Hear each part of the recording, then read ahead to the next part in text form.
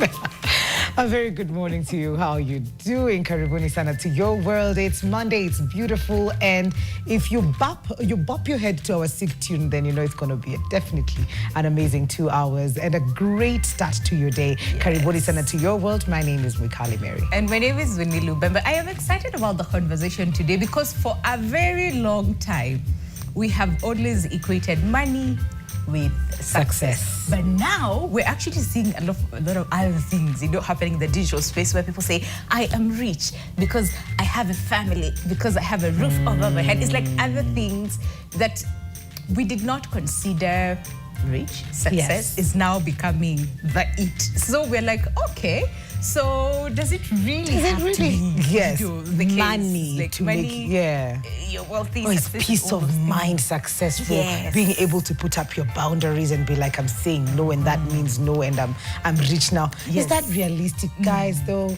Or is just the work to ile ya kwanza ya hela? So that's the conversation we're getting into today. We're trying to just understand why success is and has always been measured by wealth, and if that is the true thing to look at when you're looking at success. And the question that we're asking you today is, do people treat you differently depending on your financial status? Do people treat you differently depending on your financial status? NTV Kenya on all of our social media platforms. But if you've grown up in an African community, then you have seen this. There's this uncle that probably had loads of money. And you had to consult. He is a part, or he is the decision maker. Yes. Then when things go sideways, kidogo ata, hey, anasikianga kulidecide. They're never there at all. So really, have you ever been, like people really, what is it called, treat you differently depending on your status? Have you seen this video online? Yeah. Of this guy who says, kwa familia yetu, ni blue, kwa familia yetu, tujikaze. Ndio kukuwa na hizo family meetings, at least moja ama wawili, asikue. Ndio tusionekane ni kama tu tuko available. Wacha ikae ni kama hata sisi tuko na watu. Ako nje ya nchi. And to join virtually, ametuma salamu, anatuma speech yake mtu ana, so tukue na kitu. Okay. And of course, we're having this conversation with you guys because you're going to be part of the conversation. But in studio, we've got experts just help us understand in terms of money, in terms of psychology, and where we are mentally, and sometimes why we need to look, and also to understand why things are the way they are. Looking at back in the day, what set the precedence to all of this, and introducing our guests, of course, as usual. We start from Winnie's immediate left, and we have a financial advisor, Samuel Mwinamo Arsena. Lovely to have you on the show. Karibu sana. Asante sana. Wewe ndio kioo leo ya kuelewa kama hii hela ni lazima ama sio lazima. And then next to Samuel, we have Miriam Mwangi, who is a counseling psychologist. Lovely to have you on the show. Lovely to be here. And on a Monday. Yeah, on a Monday. Imagine, I'm here on a Monday. Wow. It's going to be an amazing week. Yeah? Absolutely. Last but not least, we have Dr. Theophilus Chando, and alisema yeye ni scholar, student of philosophy. Yes. Lovely to have you on the show. Thank you very much for welcoming me. Karibuni sana. Yes. Do we start like, first of all, understanding the society, and back then, how wealth was or success was viewed. Yeah. What was success? Yeah. Was it the many children, like we were told? Children, was it the wives? What was it? Dr. Yes. Success, let me just be very, very fast and blunt. Success is not really a monolithic thing. Okay. Success is a very comprehensive concept. It doesn't have to do with material wealth only.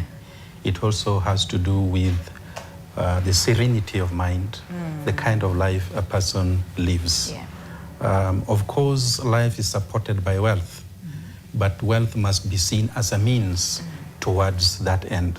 So to restrict success to wealth, say for instance, money, as it is done right now, is actually a very narrow way of looking at it. That is, I mean, if you look at it from that point of view, then you are operating a very narrow definition of success. Success is a lot more comprehensive than the wealth that somebody may have at a particular time.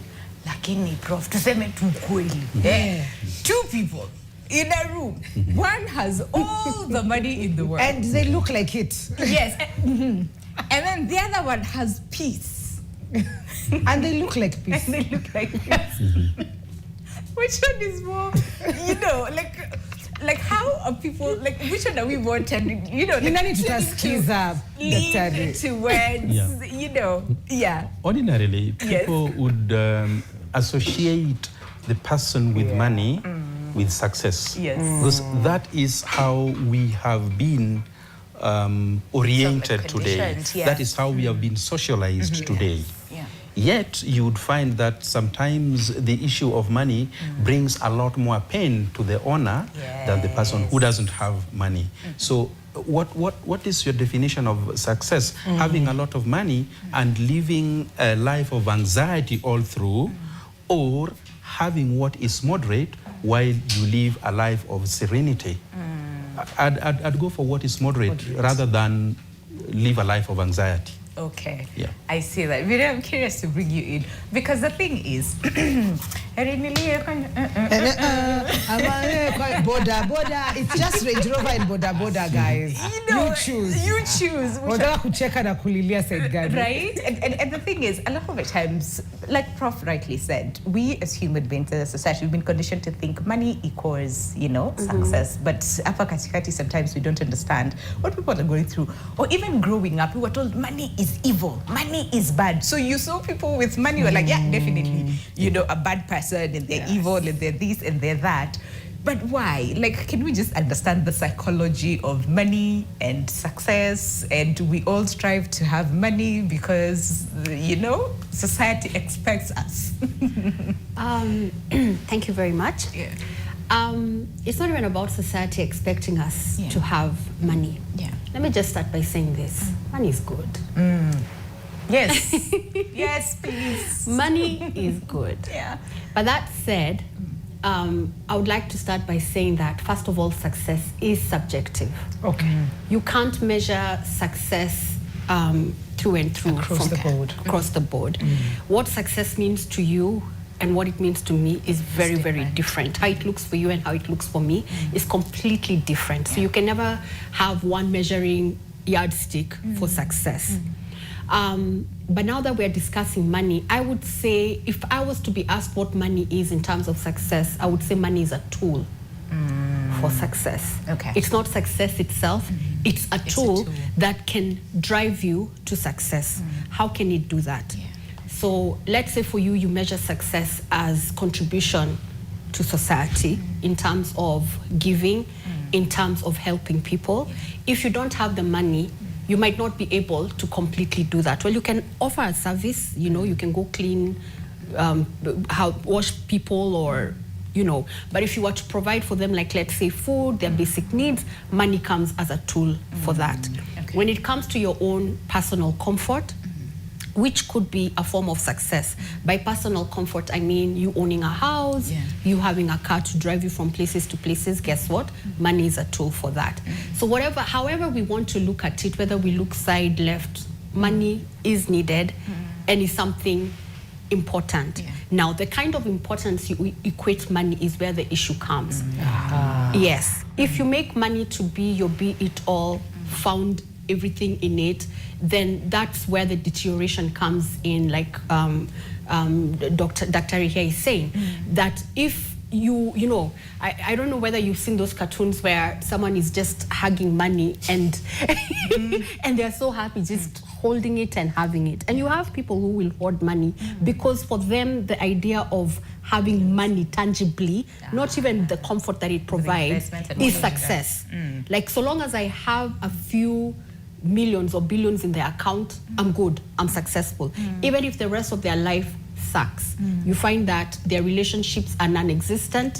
So first of all, they have nobody to enjoy that money with. Their health is out of the door. They are always using a few of their billions to go to hospital. They have no peace of mind, like Daktari spoke, because most of the time they're feeling like everybody is robbing them. Or anytime a relative visits their home, they're like, oh gosh, now what do they want? Wamekuja nini? You know, so it's like you almost have no social network. You have no other form of network in your life except that money. That's when you realize your money can't come through for you.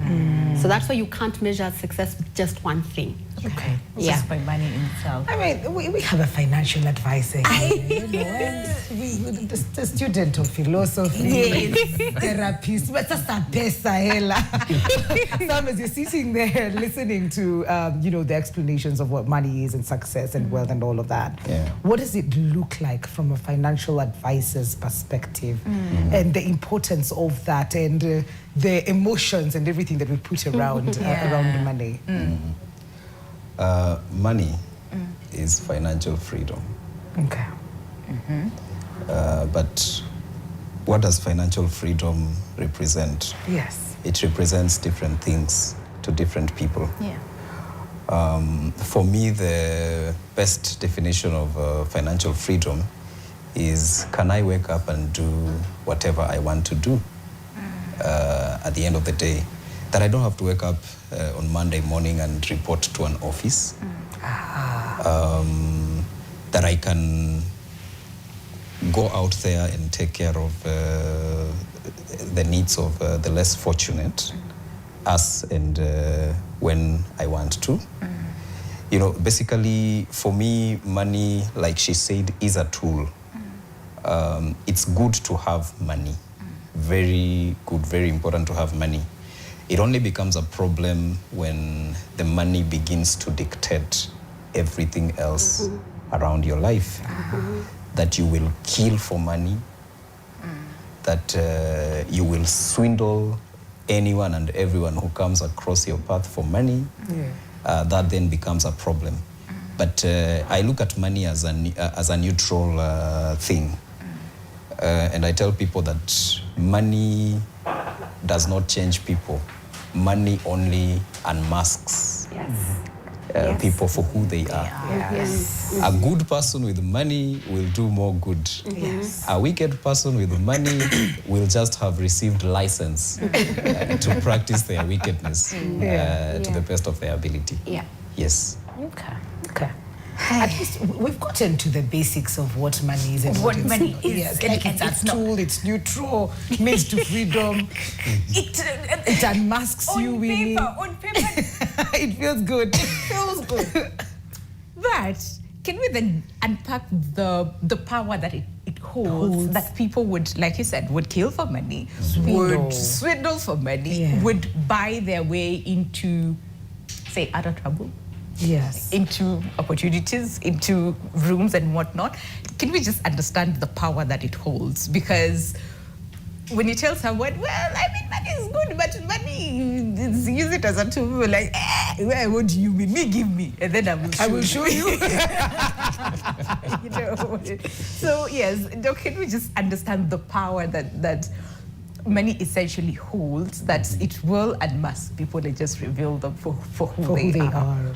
Sure. Money is very powerful, that we have to admit.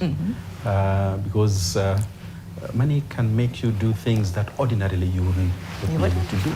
I mean, we see people killing others because they have been paid. We see people behaving in ways that are very embarrassing because they need money. So, for sure, the power of money cannot be gainsaid. It's very, very powerful. But it's powerful because most of us have not understood its nature and its use. Okay. We have not understood that money is meant to make our life easy and not to determine how we behave. We should determine how money behaves for us and not money determining how we behave. This has to do, basically, and I could be wrong about this, with an individual's training and capacity for thought. Most of us have not been trained to assign the right value to money. And once we are trained to assign the right value to money, money will start working for us and not us working for money. In other words, we shall dictate what it does and not it dictating what we do. Okay. This is something that the society has to deliberately decide on from childhood when we are young, so that as we grow, we understand we have this tool here which is supposed to make our life easy, but we use it in this way to make our life easy.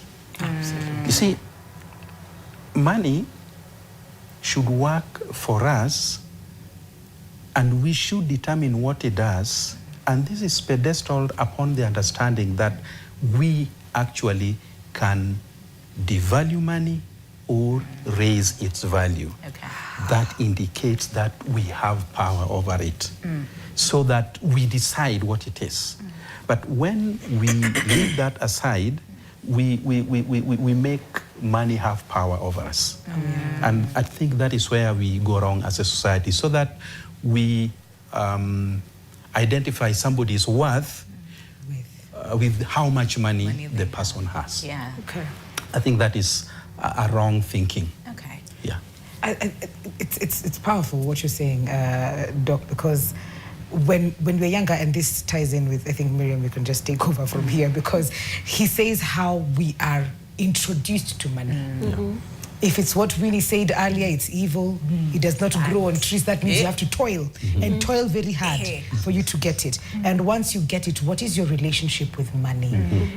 Are you valuing it, or are you devaluing it? Do we have the power to do that? You know, and the importance of how money is introduced to us from when we're kids. I think, like Doc has said, it's very, very important how it's introduced to us. Most of us, especially coming from the African setting, I will not talk about the Western because that's not my setting. You know, grew up here. We grew up with, you know, first of all, seeing our parents toiling quite hard for money. And when it did come, it was made to you, it was made very clear, very early, that, excuse me, this is our money, and it trickles out of the pocket. The hole is very tiny. You know, it may come in a big pocket, but the hole to come out is very tiny. So before you get that money, you must have thoroughly earned it. Yes. And even if it is there, I don't know whether that's, you know, the background and the setting they had come from. You were never supposed to know money is there. Yes. I don't know. Hakunaga pesa. Hakuna pesa. Constantly. In fact, we grew up hearing there's no money. Yes. You know, so that when you get it, even just for that small thing that you're doing, you feel very privileged and very honored. Yeah. So what this did for us is to make us grow up with a scarcity mindset. That it is not there. And when it is found, it is to be purposed, it is to be taken care of, it is to be looked at, hoarded, you look at it, you observe it, like you're not freely able to use that money. Yes. So that does two things when you grow up. You either become a spendthrift or you become the opposite, a hoarder, a miser, right? Now, for the spendthrift, this is what you're telling yourself. We grew up without being seen because we didn't have this money. Now I have money, I better be seen. You better And I recognize. better be recognized that I have this money, whether or not I have it. I will go buy expensive things. Nobody knows I'm on loan. I mean, you know, like so long as I am driving the good car and people see it on the road, so long as I am dressed to kill and people see it, it doesn't matter whether I am on a deficit. Nyinyi muone tu niko na pesa. So that's part of a scarcity mindset, whereby money is not working for you. Like he said, you're working for the money. And the thing is this, like he said, now money is according you self-worth. You don't have the self-worth. It is the money that is according you the self-worth. So ole wako ukiona ikitiririka ikienda, unasema guy, Do you know, nimerudi zero tena. Most people actually get, wacha tushikilia for me to go. Have you ever seen someone who akiona kind depressed and whatnot, and then you give them money? Change attitude. Yeah. Oh my God. We'll take a break and then we come back, we'll explore more on now this other, side of the opposite. But the question that we're asking you this morning is really, really very simple. What are we asking this morning? Do people treat you differently depending on your financial status? Do people treat you differently depending on your financial status? Let's take a quick look at our WhatsApp. See the feedback that is there as you trickle in with more Winnie. Anasema wacha nicheke kwanza. Yes, without money, even the people you were there for do a Kipchoge on you. Hey, keep jogging. Okay, and then this one says, hello, it's me from Ngong. Money is wallpaper for success. Yo. Hey, hiya. And then this one says, this is a pretty long one. It says definition of money. Printing control was introduced to replace barter trade rather. God said you either serve money or God. What is critical is assets, not liquid money, because assets will always produce money, but cash is highly risky due to its disappearance. Mimi hiyo nataka utatuelezea basi Sam kama kuna ukweli hapo. That's the thing to you. Yes, we know. Hi, good morning. Money. I am married, but I guess the big issue in this marriage is money. So when my partner has no cash, no peace, and when he has, he kind of holds it back. Yeah, getting a coin is difficult, even when you are not asking for it for personal items. Personally, he does not like to see me have money. He will ask for it and never returns. He will even act rude. Hiya. Okay, 20 break and then we come back. We'll actually unpack these two in the comments, okay? But keep them coming either on our WhatsApp number or on our digital platforms, and that is at NTV Kenya across all boards. There's so much to come on the other side. Please do stay with us. Welcome back. Winnie's dancing to our tune. But we are dancing to the tune of your messages today. We're talking about money. Yeah. Oh, goodness. And just from the feedback that we've gotten, the conversation today is around money. And, we in today's world, we are measuring success with what car you drive, where you live, what clothes you wear, and all of that. But is that really, really the measure of success? That's the question that we're asking today. We're just digging deeper to just find out what that means. And the question we're asking is, do people treat you differently depending on your financial status? Do people treat you differently depending on your financial status? Yes.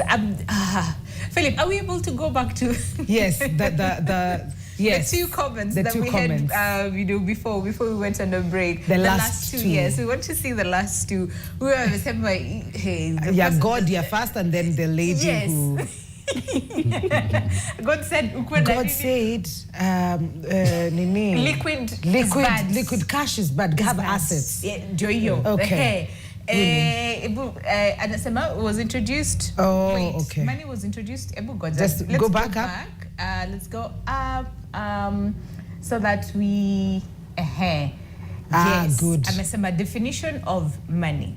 Anasema printing and control. Okay. Then it was introduced to replace barter trade. Okay. Then says God said you either serve money or you serve God. Fair enough. And then says what is critical is assets, not liquid money, because assets will always produce money, but cash is highly risky due to its disappearance. Okay. Liquid. I mean, Sam is here, but okay. We've already. Money is wallpaper for success. Wallpaper for success, okay? And then this one says, definitely, you're treated with respect when you have money. Ata mapenzi ni moto with money. I agree with the guest, though. Money does not define success. All aspects of your life should be good for you to be considered successful. Okay. And then says, good morning. I have just seen online money and identity. Financially difference, yes. Kama hauna, utakaa peke yako. I am having a family, twin toddlers. Nime to raise hadi 4 years. Raise hadi 4 years at PP1. Mama yao kumbe yake ni yake. Job yangu ni loans na problem alihama. Money is first, everyone knows. money first. Everyone knows God. Pesa ya wife ni ya wife. Mengaganda zake ni on loans and whatnot. Then huyo anasema nini? Success mara mingi upimwa na doju. Watu huamini uko na pesa, umeomoka life. Pesa huonyesha mtu ako na uwezo wa kuishi fiti na kupata vitu anataka. Ndio maana society hulink pesa success na mali. Okay. Good morning, your world. Money, as they say, is everything, because without it, even relationships become toxic. But the question is, can we call money evil? Joseph from Kabete. Naswali basi kabambe. Naswali kabambe. Can we call money evil? Thank you so much. Which one do you want to respond to? The liquid versus the assets? I think we can start with that. Let's start with that. Okay. I would say when we talk about assets and liquid, you see what we spend at the mall, what we spend when we are doing whatever it is liquid money. Yes. So if your assets do not have the ability to generate income, I consider those assets useless. Yep. Okay. Yeah, if I only have assets or things I look at and I'm proud of them, but when the need for real money shows up and I'm not able to do what I needed to do, then I begin to question the value of those assets. Are they sentimental? Maybe is the value just sentimental? You guys talked earlier about Buroti Maguta. Yes. It's very true. There are people who've accumulated 20 plots across the city. But they get sick in the middle of the night. And we just have to do our WhatsApp. We have to do a WhatsApp group, because by the time they get rid of that piece of land, they'll be dead. So there has to be a balance between hard assets and assets that you can quickly liquidate into money as and when you need them. The key thing again is you need to be in control of your money at whatever level, such that even the way you choose to invest your money allows you to take care of your short-term needs, your medium-term needs, and your long-term needs. So don't put all your money in one basket, and that basket is very hard to liquidate, like we normally say about real estate most of the time. Yes. It's a tricky thing to deal with. If you're thinking about, this is the money that will come through. I've seen people talk and say, I bought these pieces of land. I know when my children are about to go to high school or to college, I'll just dispose and take them to school. Yes. Now the time comes and you're trying to put the piece of land on the market, and 6 months down the line you don't have an offer. Or the offers you're receiving are 30% the value of the land that you're supposed to be selling at this point in time. So you go back and ask yourself, was it really worth it? The value is always very high until you want to sell. That is so true. Yes. That is so true. So we need to look at that as well. So if it's not necessarily liquid versus assets, it's what is this asset also doing for and attaining that balance. Before we, the psychology and whatnot, right? So the Maisa, based on how, not socialized, but I think the first interaction and our relationship and how we were introduced into money. So like what you said influences how we see money when we have it or when we don't have it, right? So let's look at the Maisa and how they see money and perceive money and even behave around money. And then we'll talk about more on the cultural side as well. Thank you. So the Maisa sees money as a thing to be adored, to be kept. Because this is a person who knows lack and what lack meant for them. So whatever lack meant for them is associated with their psychological background, what they felt at the moment when they needed money. For example, let me give an example. As a child, you're going to school, and maybe you're schooling with some people who are a bit affluent, and you're not.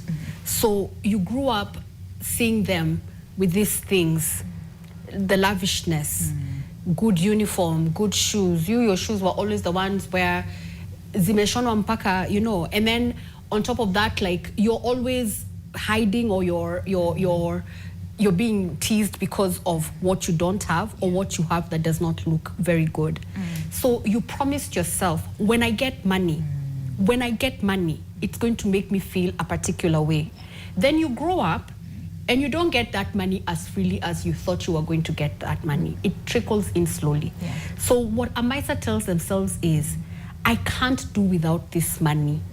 I have to hold on to this money until I can get a bunch of money that will make me live the way that I want to live. So even when the little money keeps coming in, and it may not be so little, they're not able to use that money because they are afraid if this money ends, so does my power, so does my ability to be who I want to be, to thrive. So they will hold on to it. Then they don't realize they're Maisas, by the way. They call themselves, I'm a very good saver, perpetual saver. You know, I actually know of a man, it was so sad. This guy, like Sam is saying, was so sick, but there was no money to take him to hospital. So people are changad. He was an older guy. And, you know, he went to hospital, he got treated the first time, second time, unfortunately, he passed on. It was so shocking because what we found after this guy died was very embarrassing. This guy had a tune of up to 4 million in the bank. But then now when you see where he was sleeping, it was terrible. His bed was deplorable. His beddings were deplorable. He couldn't even live with his family because he was too mean to them, so they had even left. So now he's living in his own car space. His bed was bad. His beddings were even worse.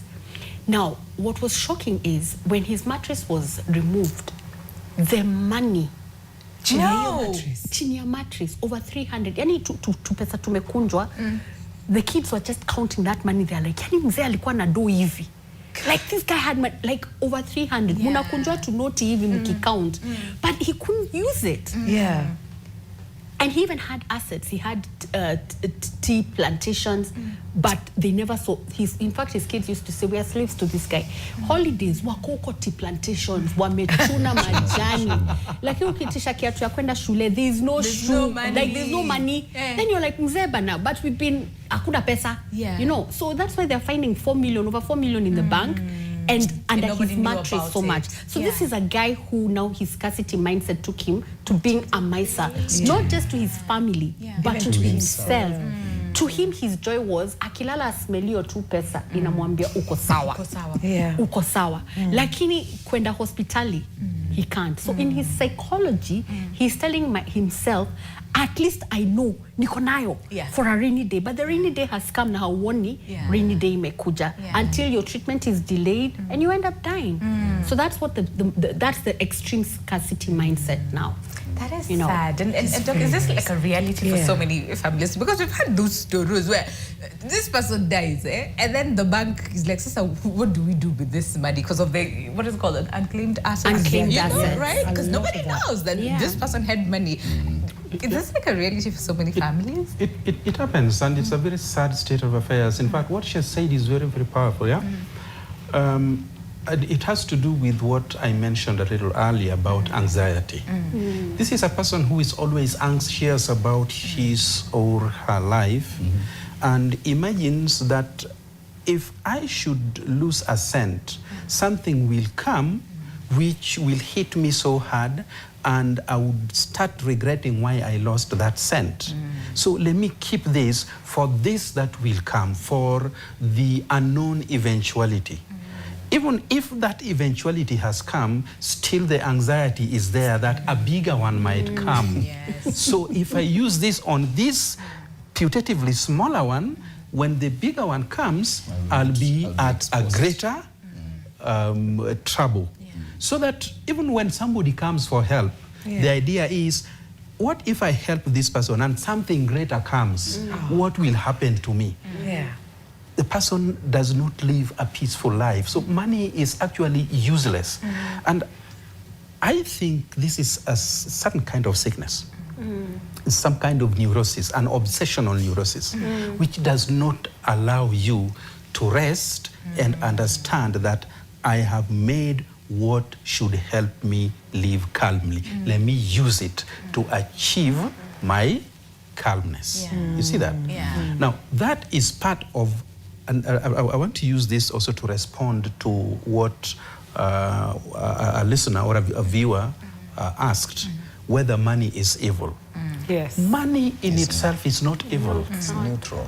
We can make evil use of it. But that one does not mean that money in itself is evil. You are the evil You're one. the evil one. It is you cost you. the money to do what It is you who are evil, making evil use of the money. Yes. Because there are so many, if money itself were evil and would make anybody do evil, then there are so many people, in fact, almost everybody has money, but not everybody does evil. Yes. Only a few people do it. It then cannot be blamed on money.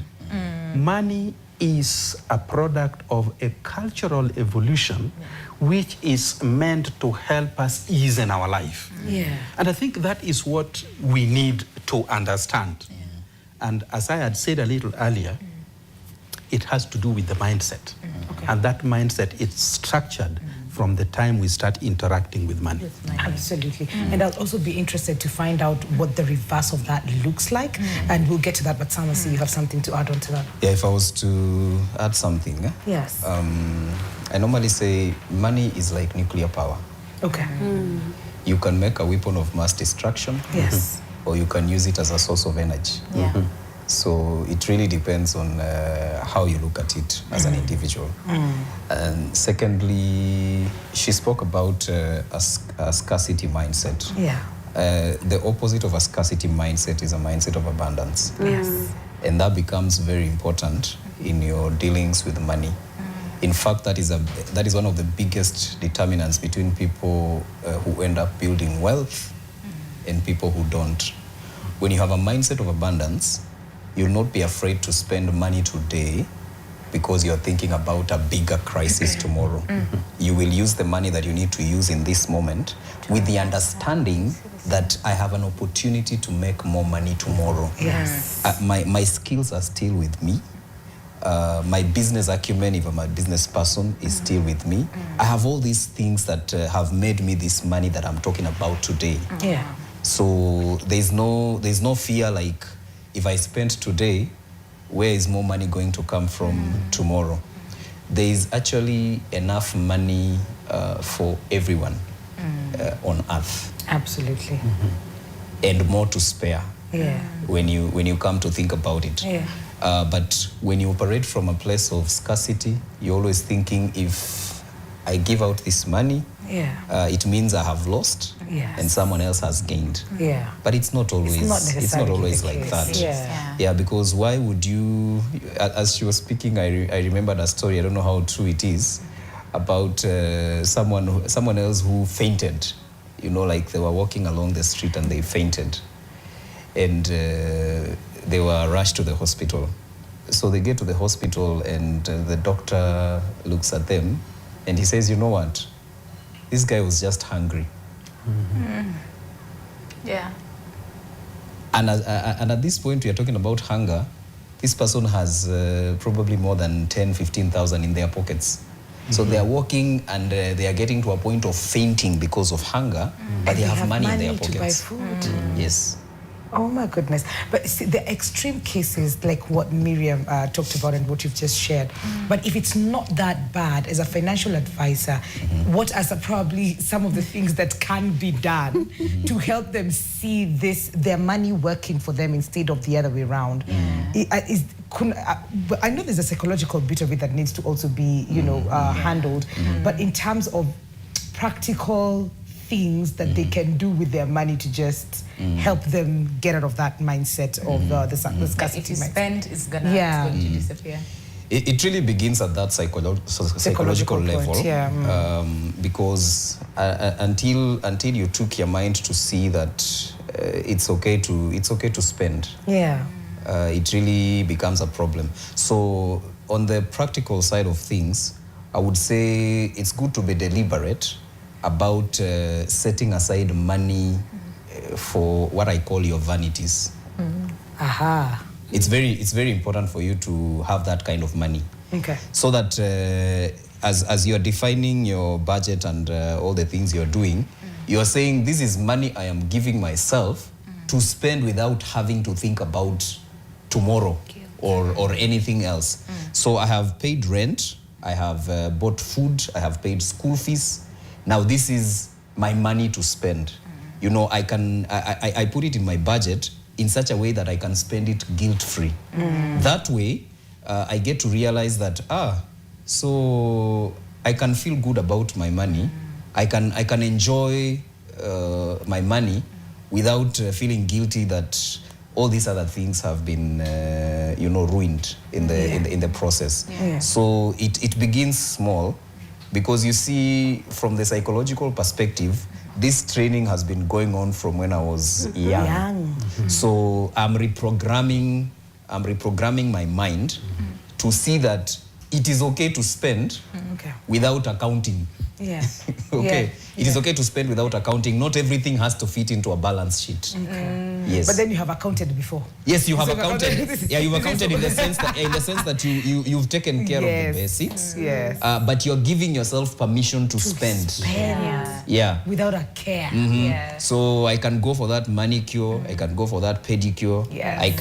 I can go for that expensive massage. Yes. And not feel guilty about it. Yes. Because I know I've taken care of the basics, but I still have value for myself as a person. I love myself enough to go and spend on me. Yeah. Because you work for that money anyway. Well, you did. Listen, Exactly. you talked about there's more than enough money for all of us, and even, More to spare.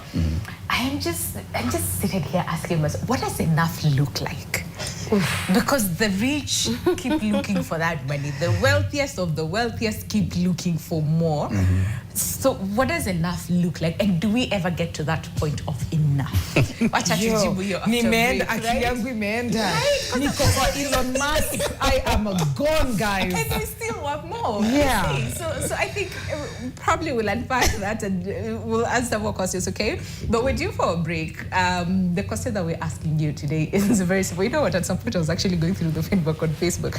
Yes. Do people treat you differently depending on your financial status? So, you're near Gitman. Oh, one sec. Let me just find it. But before that, we also have more on WhatsApp. On WhatsApp. Oh, yes. Goodson Becca Nasema. The Gitman asked the man I was following closely, "How are you, sir?" He was driving a TX. Then he asked me, "Who are you?" And they say, "I think I have answered your question." But what's that one? Yo! Okay, Philip, let's look at what's up. Okay. Queen Nasema, "Hi, Winnie Mukali. Yes, money is a matter of achievement. I think we should specifically study the case of the male gender. Actually, the respect men have for those ones who have more money than them. Kiongozi, boss, bazoo. When you have none, you're just existing.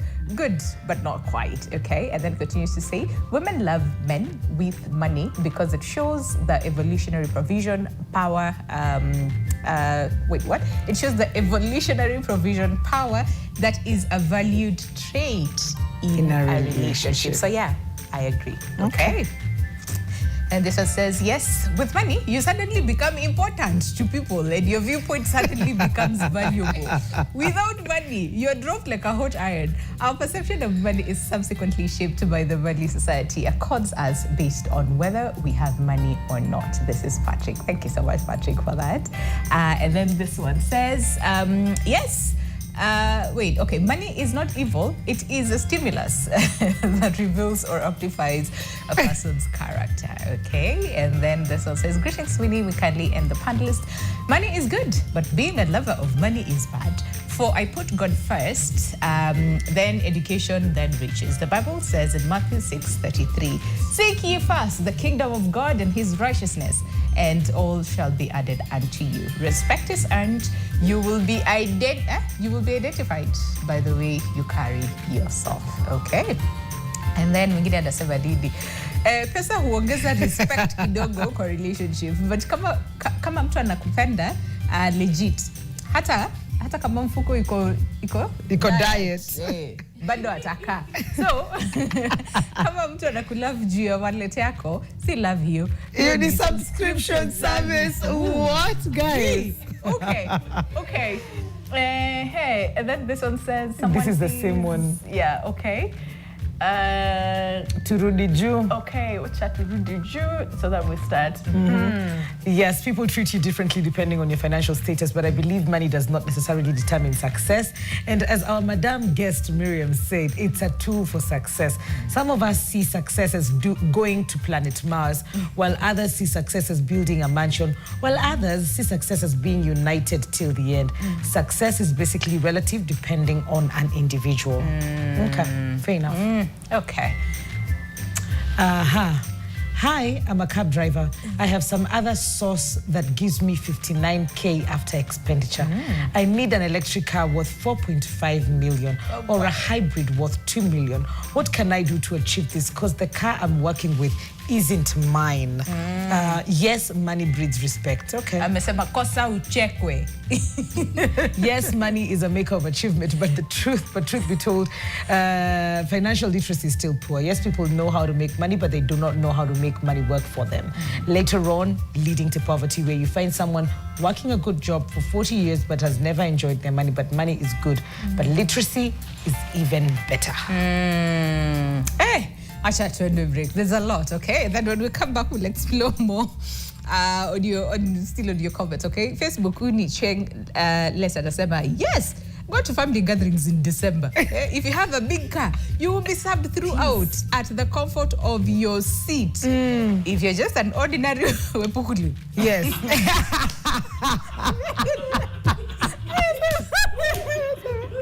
Then utapasua kuni uende utaosha matumbo na bibi yako ndio apikie watu. Yo, we're going to take this quick break and then we'll be right back. Welcome back to the show. It's Mindful Monday, and we're starting with a conversation that I think we should, talk about for the rest of the week. Like, think about it, okay? Yes. And this is as far as money and identity is concerned. And we're just trying to understand, okay, why do we always equate money with success? Yeah. And how clearly we're all to agree. Yeah? Money is not everything. No. There's so many other factors to our lives that make us successful, okay? That does not necessarily have to be equated with money. But the reality for ground, ordinary has painted a very clear picture of what it looks like when you have money and when you don't. And it's not just about you. It's you, your wife, your children, everybody. This whole family, your chicken. Whatever when you have pesa, you're bundled in together to serve the ones with money. And it's something that we need to get back into and just understand the cultural aspect of that and what that does to you. Because it also pushes you to want to look like you have money, especially to some certain people. Ikifika ni December, wewe umehaya gari, umeenda huko umebeba kila mtu, umeharibu gari ya wenyewe, umerudi Nairobi, madeni zinakungoja. Just because you wanted to paint a certain picture, okay? Acha tusome because a bit of your feedback, and then we come back and digest more this ordinary Wepukulu and the wife who was just minding her business, and then boom, a member and akapikia watu nuko kwa kudi, okay? The question that we're asking you this morning is very simple, okay? And the question is, do people treat you differently depending on your financial status, okay? Facebook. Huyo anasema nini? Huyu ni Austin. Anasema, no, they treat me based on my behaviors and character. Good. Okay, that's a good thing. That's a good thing. And then Bamat Ahmed anasema, yes, especially those who were poor, from poor backgrounds, they can bully you the most. Oh, those ones from poor background bully you the most. I think you mentioned this, Miriam, a little bit as well, in terms of our attitudes and how we were introduced into money and how we behave around money, and even for the people who do not have money. And then this one says, mtu hivi anajita hivyo on Facebook, anasema, people ask you what you do, not because they want to know, but because they want to know how much respect they should give you. So the next time you anakuuliza what you do, tell them you're the president. But that's your public. Yeah. That's it. Hakuna kitu ingine. Hakuna sio ilikuwa ikaenda na ikarudi. Okay. Then Mercy better. So with money, everybody respects you. Haya didi. We need Marcus. And that's nature or spirit training in the Kenyan offices. Hire a car and visit the offices. The treatment is totally different. Again, come in with a motorbike. You see how the secretary will treat you at the reception. In conclusion, in Kenya, try your level best. Not to be poor. Yeah. That's sad. It's when really you think sad. about it, it's really, it's just so sad, okay? Or the gate man, I think that one we went through that. But text Musebe, let me not just talk. Wacha tu nisionge kwa sababu Walitufanyia nini? Sijui walifanyia nini, but tuambie, it's a safer space. Ama utudie tujue tu walikufanyia nini, okay? But we have more on WhatsApp. Yes. Let's take a look at WhatsApp. Says, hi, Winnie and Mukali. Yes, money is a marker of achievement. I think we should specifically study the case of the male gender. Aki, the respect men have, the ones who have money. I think we went through this. The Kiongozi, boss, Bazu. I think we went through that. We went through this one, Philip. Yeah, money. Women love men with money because it shows evolutionary provision. I think we went through this one. Okay. Is it true? Money hates me. Pesa haipendi kelele. I wanted to say it is very true, but no. Okay. What's up? I'm ever here. We see you.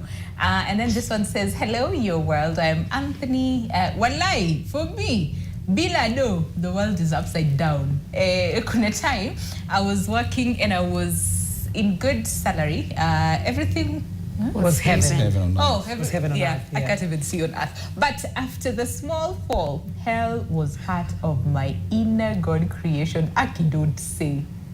Bila sijui nini. Okay.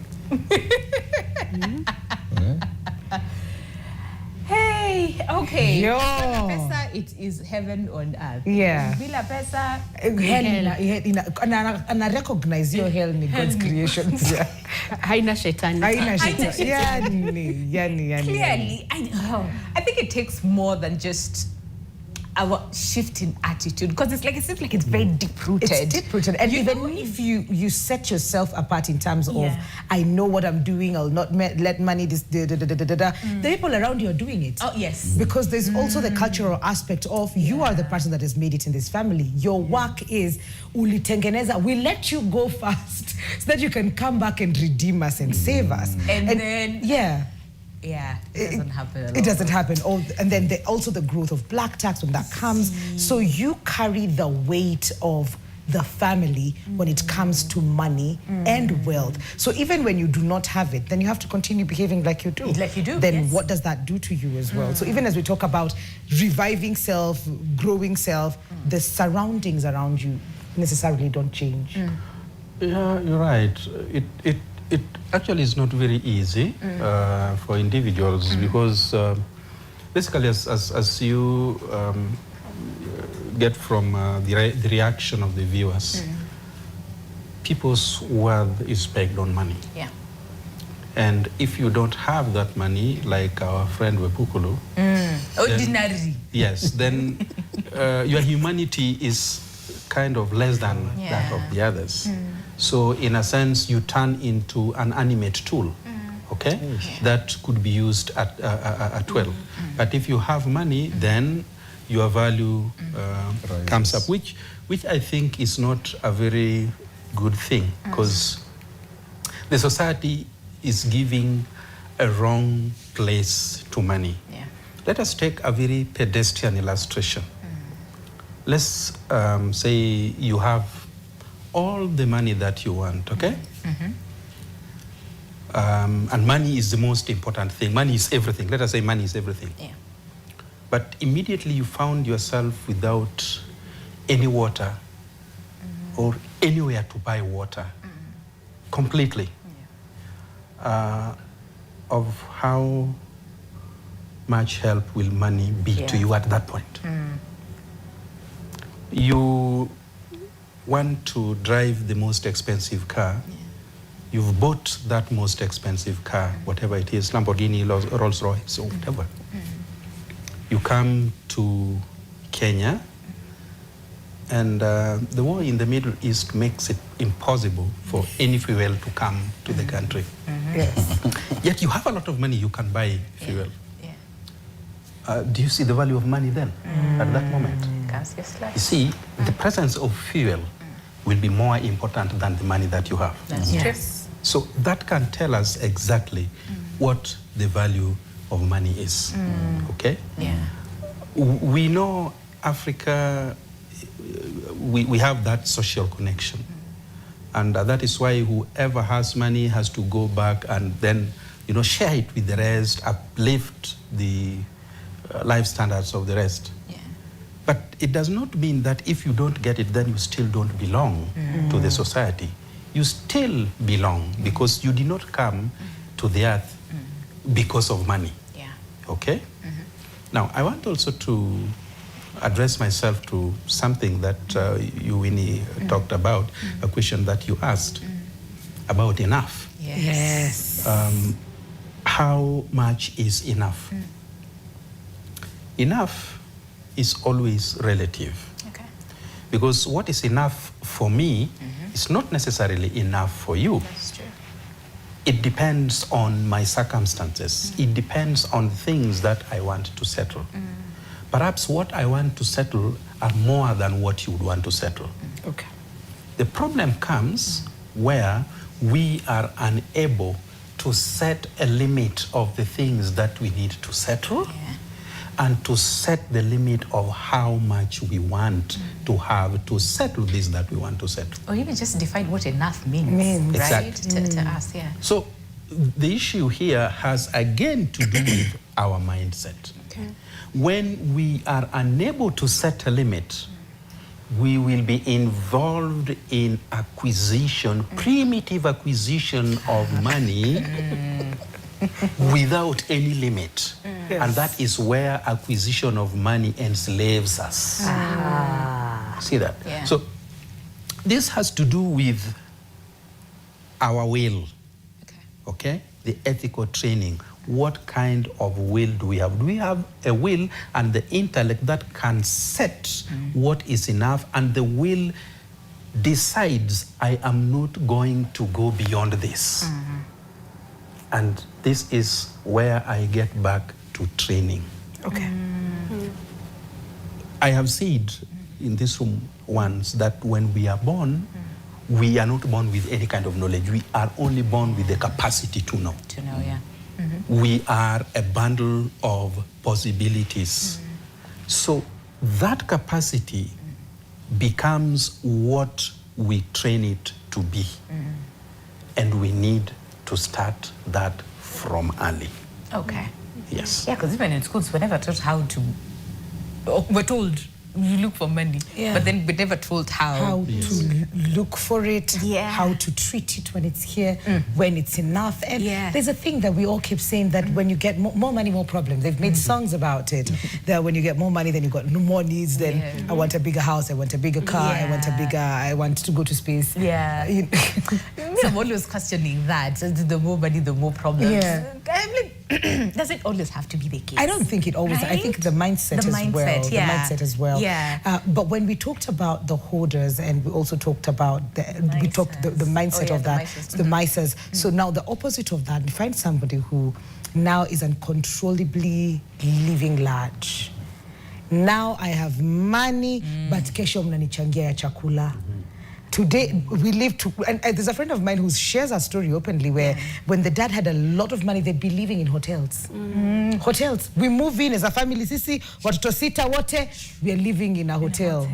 And we're taken care of. But the moment it quishes like this, watoto sita, in a bed sitter. you know, the shift of all of that. What happens? What is the mindset of that when it comes to their relationship of money? Because they're using it, they're spending it. They will make more money after maybe a few months. They will go live large and then. Like I said earlier, it's still a form of scarcity mindset. Oh, it still is. It still is, because what Sam talked about, abundance, is completely different. Okay. Abundance will allow you to spend money on a need-to-be basis. Okay. Not to satisfy a whim or to quench something in you that is completely unquenchable. Okay. For that person who is going to live in hotels and live large, in fact, it brings me back to something I wanted to say earlier. Do you know why relatives or whoever will accord you importance? Because you have money. Do you know why? Why? Because that's how they see themselves. It's a reflection of them. The only reason why someone will treat you different when you have money as opposed to when you don't is a reflection of themselves. Because they feel, if I had that money, then I would be important. So let me show how important this person. So it's like they're idolizing you. Okay. They are placing you in a pedestal because for them they just feel so deplorable that they don't have that money. But and they don't know. It's subconscious. So you just find yourself, you know, the security guard will treat you a bit different just because you're driving a different car, you know, or you go somewhere just because you walked in and, you know, and someone else drove, you're treated different because this person is seeing the one who drove like they're a god. I'm not driving the kind of car they're driving. I wish I could, but I'm not. So that brings us to what society has become. Comparison. Yes. The only reason why money looks like it's success, it's because it's exterior. It's not interior. You can see it. It's exterior. So going back to this person who is overspending, that's a person who has always felt, if I had money, I would. They live on I would. And when the money comes, they do. You see, without a limit, without a break. But you know, even as much as we're laughing about it, there's someone who I was talking to and they were saying, I feel bad right now at how I'm spending money and I can't stop. And I don't know why I spend money like this. And we sat with them in the counseling room and we talked about their life, their growing up, the childhood that Doc is talking about. How did it affect you? And we came to the conclusion that some did. We actually give this person, this is the much you will be spending for yourself as therapy. You know, there's money therapy. Yes. Because if you don't give yourself that, the inner child in you will always keep asking for that, keep fueling the fire, keep spending until it becomes a bottomless pit. You just have to keep spending because your inner child keeps asking. You're the type of person who, when you see something, you can't resist. You can't stop yourself because you are looking from a glass window through the neighbor's house, seeing them spending or eating something lavish and you couldn't. You see, I was hearing of a man who was saying for him, if breakfast has no sausage, how is it? See breakfast. Has no breakfast. And you know, when you talk to this man, he tells you his mom was a house help. And they used to stay in the compound. And as a little boy, he would just be looking through the window as watoto wa mdosi wanakula, and they would always have sausage. They would always have sausage. And he told himself, when I have money and become rich, meza yangu itaikosa sausage. I know of another man who has over 50 pairs of shoes because growing up, he was always being laughed at for his shoe. In fact, it's so funny because he was saying he used to get hand-me-downs from his older sibling. His older sibling was a sister. So sometimes he'd be wearing female shoes, but that's what there is. He can't wear anything else. So he always used to tell himself, me. When I get me. I will wear every designer shoe that I can get. Whether he is saved for a rainy day, for him, the saving for a rainy day does not exist. His day looks like eating good food every day, having designer shoes, and not one. but I can select. Yani kuna zingine hata amesahau wako na hizo viatu. But you see, to him, he's dealing with the inner child that was denied and laughed at for not having. You see? So that's what the other scarcity mindset looks like. That I overindulge so much and I don't know why and I can't stop it. I know I'm going to end up in that bed sitter. But kesho Twitter come. Iki come ni sawa tutadili na bed sitter your time. You know, but they can't help it. So those are again people who need therapy. Go back into your childhood, your inner self. Deal with the traumas of not having until you reach a point where you're not going fast with the standards of the world as to what success looks for me, like, right? You have your own. You know, I remember once a friend asking me, I used to have, even this one is not, I mean, if you look at it, the screen is broken, but I'm like, it's still working. A friend used to laugh at me. Maybe you'll call it scarcity mindset. But for me, I'm like, the phone is still working. I can still receive calls. I can still send messages. Lakini, siku ile battery ilifura, ni zile za battery kufura. Battery ilifura, bado nimeweka karaba band, si bado nafikiria. Until one day someone told me this thing is going to burst. It's going to burn your ear. I'm like, it's working. It's working okay. And it's not, for me, it's just like, I won't buy a phone on the whim just because you go iPhone 7. Is it really a whim though? iPhone 7 imekam now, all of a sudden my iPhone 6 is bad. And neither am I scared of being laughed at because I'm like, see, it's working for me. Like, you know, because we're saving the planet. Exactly. From consumerism. We need benefit. Exactly, that's the word. Yes. Because you see, what really do you need? Do you need a phone for communication or an iPhone 6? Aha. Okay. Exactly. When you put it that way. and even when we come to a car, do you need a Rolls Royce or something that can take you from point A to B? Point A. Yeah. Once we wrap our minds around that and we get settled that is really the thing that we need, then these anxieties will not come up. Oh, you know, it's driving a TX, it's driving a Lamborghini, it's driving what? That is immaterial. Is it working to take you from point A to B safely? Yes. Safely. Because again... Thank you for the word safely. There was no safety here. Because again, if you just go for moving you from point A to B, if you just take it as moving you from point A to B, then you might miss some very significant things which may make the movement from point A to B an impossibility, a disaster. So the safety also has to be considered. It's important. Okay. But I think that speaks to the issue of the hierarchy of needs. Yes. You know, at some point, all you care is there a meal on my plate? Do I have a place to lay my head? Then you slowly move and you're like, hapa kayole hapa, sidhani nitaendelea kukaa. You know, you want to move to a safer neighborhood. I don't know how much more safer it is, but you want to move to a safer neighborhood. And then all of a sudden you're thinking, I want all people who are like me, my peers, live in this space somewhere. So for me to fit in, I also need to upgrade. And then, of course, now the challenge becomes how many people know how to describe what self-actualization looks like to them.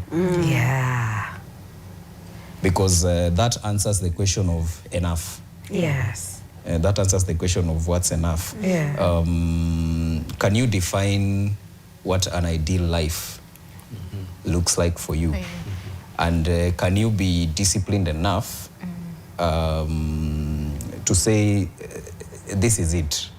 From this point onwards, I really don't need more in order for me to be happy. Or in order for me, you know, you listen to the ultra wealthy and you realize for them, they tell you actually at some point there's a level of wealth at which you get, and it really does not fundamentally change anything about your life. That's why you'll now see them starting to spend on philanthropic causes and a lot of other things, because they realize the basic comfort and things that I would really look for from life, they already have. I already have them here with me. So they begin to there's a stage of that hierarchy of needs in some cases that people talk about, something called self-transcendence. You know, are you able to go beyond yourself now? Interesting. And begin to look at whose life can I change? What kind of difference can I make in the wider community? And for that guy who is sleeping in the hotel for 6 months and then they go back to a bed sitter, I'm thinking what would help them would be structure. A lot of people don't have structure around their money. Can we go on a break and then come back and pack more on the structures? All right. And also, how then do we teach our children how to relate with money, how to get it, and how to use it wisely so that you don't hoard and you don't, overspend and whatnot, okay? But the question that we're asking you is very simple, and that is, do people treat you differently depending on your financial status? We'll also look at your feedback when we come back from the break, so please stay with us.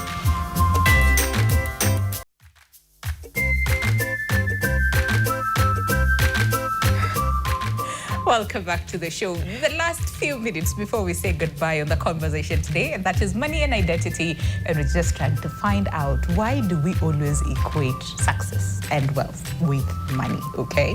And what are some of these other important aspects about life that might be considered successful that we don't really tap into it, that we need to start tapping into? That is so true. Now, yes. The conversations are quite enlightening, and I hope that you are learning from them, that you are redirecting your life. And it's still going on during the break, and hopefully we'll get into that. There's a book coming up that is very interesting for us to understand. Even to just like that. Just like that. So we're going to get into all of that in just a bit. But the question that we're asking you today is pretty simple. Is do people treat you differently depending on your financial status? Do people treat you differently depending on your financial status? Ukiwa nayo wewe ni wa haja sana. Ukiwa hauna wewe umeacha kuwa bazuu. Umekuwa ordinary. Yeah, all are very hilarious. But you asked such an important question. If you have a bit of feedback as well. Yes. Listen, I'm just trying to sample some. But can we talk about structure a little bit, right? And then we'll come back and address more on, on your feedback before we say goodbye. But also then, how do we teach our children, right, to relate with money and their attitude and everything else? So when we talk about structure, we're thinking about does your money have a system through which it flows? Once it lands into your hands, and that system looks like I have a budget that ensures that I'm able to take care of the different things that are my responsibilities. And my budget must cover my short-term needs, my immediate needs, my medium-term needs, and my long-term needs. So that if I get a windfall of 5 million shillings, I'm asking myself, how do I make sure that these 5 million shillings spreads out to cover short-term, medium-term, and long-term? You need to have an advanced thought process, even when it comes to managing unexpected windfalls. I normally tell people you should have a plan for 1 million, you should have a plan for 5 million, you should have a plan for 10 million, where you're answering the question, if I received an unexpected 5 million today, where would it go? You've had many cases of people who win maybe through betting. And 2-3 years down the line, they are back to the bottom of the barrel. Do you know why that happens? No plan. There was no structure. There was no structure whatsoever. So they just bumped into sudden money. And they spend it. In university, we used to say you need to spend the money to a manageable level. Manageable levels. Yeah, and it might sound like it might sound funny, but do you know? Do you know that every one of us has a manageable level? Yes. When it comes to money. Yes. The place where we can now become sober. Okay? Yeah. So until you raise your manageable level, until you raise your manageable level, and that's what structure does. Structure ensures that you'll allocate some of the money for the things that need to happen immediately. Okay. You will have an allocation for fun. I'm a believer in you being able to treat yourself when you make some money. Yes, I believe in that. Okay?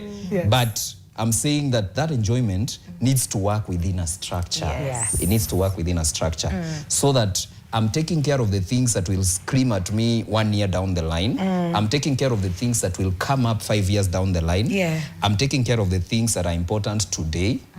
And I'm actually asking myself, can I set up this money in such a way that it can continue to pay me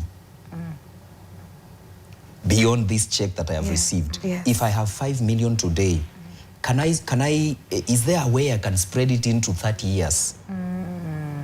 You know? Yeah. Because those conversations are there and those things are possible. That's true. But people are not exploring those conversations. People are thinking, you know, I have always been thinking of going to the Maldives. This is the time. I've been thinking, you know, I want this experience. Now this money that has come, I'm going to do it. So you live big today, you live large today, and 3 months down the line, we have a pay bill. Yeah. Nichangieni tena. Yeah. Balance. Yeah. Attitude. And just going back to how, again, we're raised. Because, I mean, I remember growing up, not necessarily from home, that I had that people who have money are corrupt and more. It's just like It wasn't around us. and You could see it, hear right? that, yeah. I mean, now I know better, but I do not want to sit here and lie at you at the back of my mind. Sometimes I don't have those, you know, Little I'm like, misconceptions of how did maybe. you get your money? You know, like they're there. So the bigger question is then how do we change this that? mindset? Yeah. And because we're the parents now, Yes. and we don't want to pass on the same thing that was passed down to us. Yes. How differently do we do it now? I think, first of all, the safest way to do it, especially with the generation we have now, Yeah. is have candid talks. Start there. You know, there's a child I was mentoring, and I met her over the weekend, and she was telling me, yeah, for me, beating doesn't work.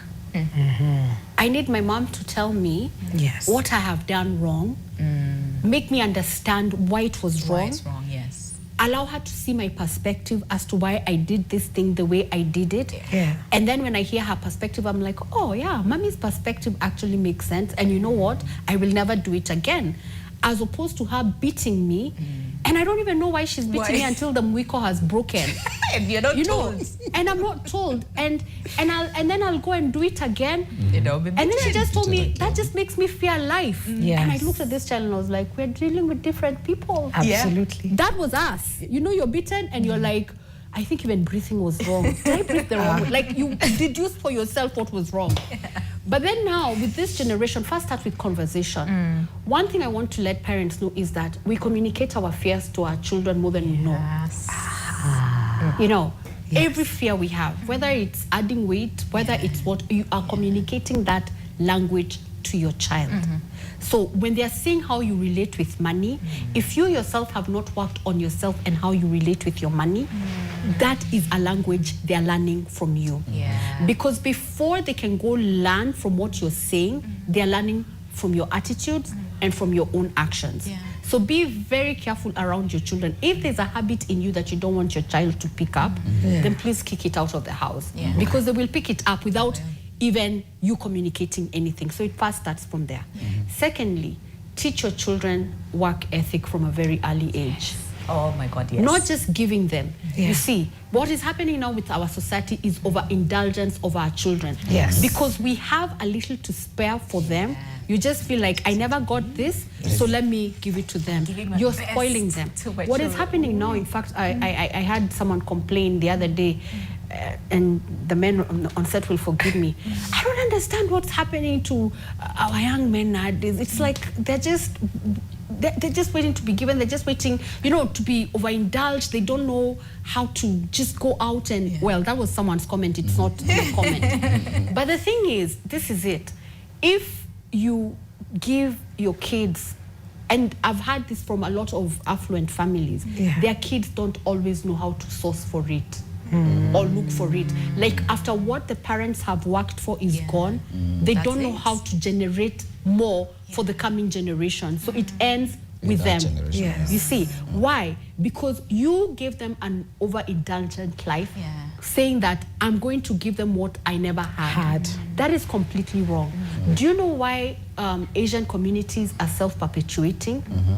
Because they teach their kids, all of them, they teach their kids work ethic from the time they are 1, 2, 3. You almost have to earn. Like, they're like, I need an allowance for this.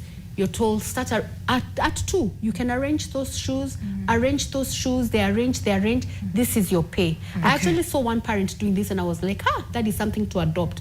The kid will arrange shoes, then they're like, this is how much you've earned for the job that you've done. Now, from this money that you have earned, this is what we'll do. You needed a particular toy, yes. So that toy, have you found out how much the toy is? Yes, it's $1. Okay, here is $1 for the toy. Now, I'm also going to teach you something else.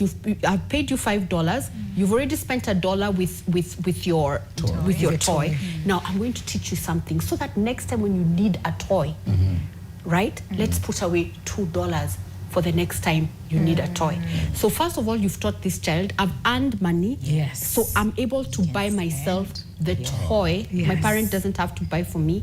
Secondly, you've taught them saving. That next time when I need something, I have put in $2 in my piggy bank that I can come out and remove. And they are even taught, so now you've removed $2. So how much do you think of your savings? You've been putting $2 every week in your savings, little saving box. How much do you think has remained? This much. So what do you want to do with that? So they are taught to budget from a very early age. And you know, the thing that we do, the worst thing that we do with our kids is think they don't understand. We don't go down to their level to make them understand. You just assume they're too little to understand. But they understand everything. These little people nowadays, they see everything, understand everything. So go down to their level to make them understand. That is something that is going to grow with them. So be careful what you're portraying to them, because they are learning without you teaching them. And again, whatever it is that you're going to communicate with them on their level as people who understand, because they understand from a very early age. I've seen someone actually do that. So there's what you said makes a lot of sense in terms of you're not rewarding them, but they have they're earning. Because most of the time it's like, good job, Baba, you reward. But no, and then someone else I've seen do this is, so teach them save, invest in yourself, enjoyment, but also give. So it's like, how much are you willing to give this time, and what are you giving? Who are you giving to? I'm like, that's really, really nice. At a very tiny age. At a very tiny age. So they're growing up knowing it's good to save, good to invest, but also it's good to give back. Tunakuja kulani hizo vitu in our old age, big age. But if you're talking about money, there's something else that comes with money as well. And it's the financial struggles of having and not having. And the shame that comes with the flip side of that, being able to talk about it, being able to ask for help, and not wallowing in, I had, now I don't have, and I am not welcome in society. So even before they wrap you up, because at some point probably they do, you wrap yourself up. You're like, Mimi, by the way, it's over for me. That's my little tiny corner. How then do we deal with that? The having and now the not having, and being able to have a mindset that will help you grow it again. It's important to let the children know that it is okay to stay without money. Absolutely. You can survive without money. Yes. Okay? Yes. So that they are not anxious, that you see, now that we do not have money, how are we going to survive? Your life does not depend entirely on money. Whereas we have to teach them, and I agree with my colleagues absolutely on what they have said about training children. It's important to let them know that it is not bad to spend, Okay. but it is bad to be reckless. Yes. But when you don't have anything to spend, you cannot kill yourself because you don't have anything to spend. You can stay without it for this period of time as you work on how to get it. And when you get the money, then you spend it on what you had wanted to spend. You don't have to live all your life in one stride. Yes. If we train them to understand this, then we are creating resilience in them. Yeah. So that even when they do not have money, they don't feel that they are wretched.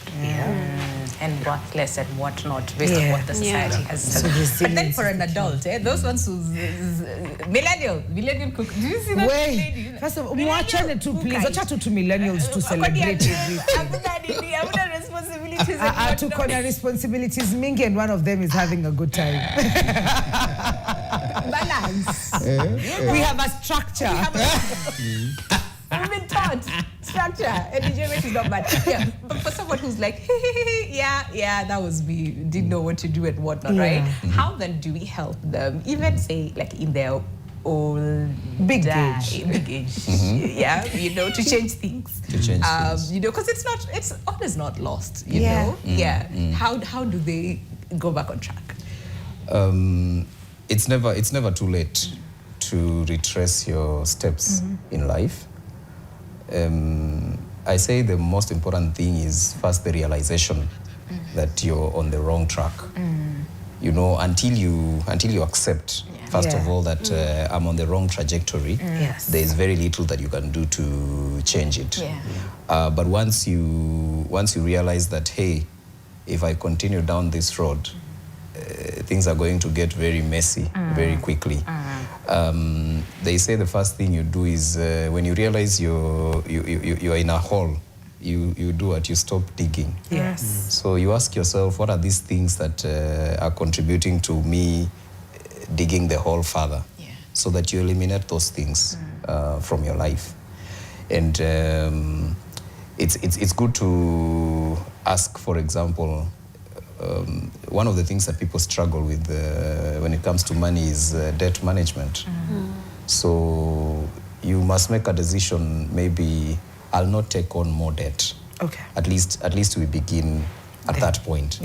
And then I will put a plan in place for how to settle my debt bit by bit until I get to a point where I am debt free. Maybe I haven't planned for my retirement. And the years are rolling by, it's coming close. I need to ask myself, what is this, or what are these 2-3 things that I can do to make sure that I'm preparing better for that retirement? Because by the time you get into 45, 50 or something, you've gathered a number of skills along the way that maybe have nothing to do with the primary job you are doing. So it's about asking yourself, how can I put these skills to work to generate an extra income? Or do I have the business acumen to be able to run a business on the side that will complement whatever it is I am doing? So the interventions really differ depending on what exactly is the struggle. So that's why I'm saying the most important thing is to discover, first of all, that I'm in a bind, and what kind of bind am I in? Then from that point, we are able to recommend the appropriate, intervention to take. I talk about finance from a perspective of therapy, in a way. And why I do that is I want people to see finance as, you know, I want people to see them themselves from the perspective of financial wellness. How do I move to a place of financial wellness? Okay. And it begins with, first of all, understanding these are my financial ailments. This is where I am sick financially. Yes. Yeah. Some people are sick because they don't know how to make enough money. Yeah. Or they are not making enough money. Maybe they know, but they Yeah. are not making enough. Some people are sick because they don't know what it means to save. Yeah. They have no idea where to invest or how to invest. Yes. Some people are sick because they have gotten into debt and things are pushing them way beyond. Some people are sick because they don't understand tax. So the ailments are different. Yeah. So it's for you to identify what's ailing me. Yeah. Or what's the combination of ailments? Because just like physical ailment, you'll find somebody with blood pressure and they're also struggling with heart issues and whatever. So you have to identify all these things. We actually do, I have a diagnostic tool that I actually use when I'm talking to my people so that you are able to identify for yourself, these are my issues. Okay. And then now we start talking, so what interventions can we put in to make sure that we stop this cycle and we get you to the place of financial wellness?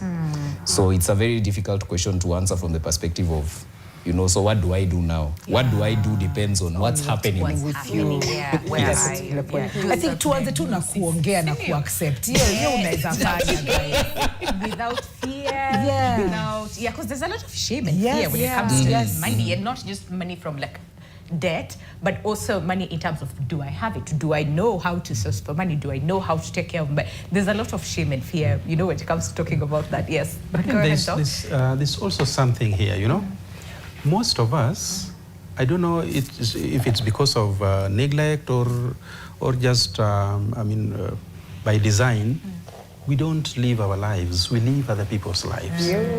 Okay? You look at how a person is operating and then you say, I think that is the ideal life for me too. Forgetting that you are actually an individual with unique needs, different from that person, and your source of wealth, your earning, are also different from what the other person has. Okay? So we look at others and we want to model our lives according to Other people. or sometimes we listen to what people say about how we should live, and then we take that as the template. I remember once we had a spat with somebody, and the person was saying, no, I mean, tell him to live like a professor. Then, then I said, look, when did you get the template of how a professor should live?